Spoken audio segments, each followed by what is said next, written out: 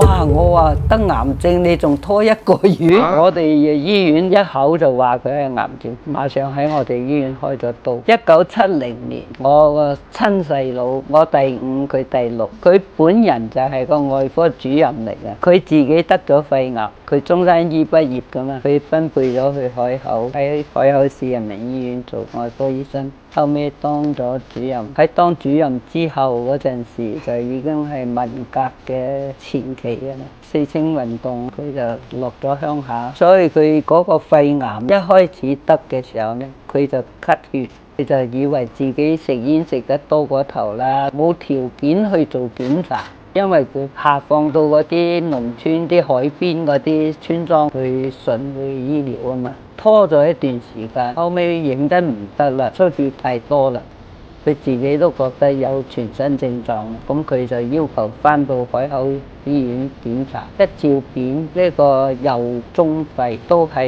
有問題。咁當時呢就兩種意見，一個話大葉性肺炎，一個話應該考慮肺癌。佢冇辦法啦，醫院定唔落嚟，佢就要求我要去揾家姐嗰邊軍區總醫院去確診嘅。佢又翻到中山醫攞住片去檢查，中山醫都仲係話佢可能呢兩種，究竟邊個？就建議佢用抗菌素，用1個月抗菌素之後，如果冇變化就應該考慮癌。哇！我話得癌症，你仲拖1個月？不如喺我哋呢度，我哋醫院一口就話佢係癌症，馬上喺我哋醫院開咗刀。我要研究癌症，呢個就係起因。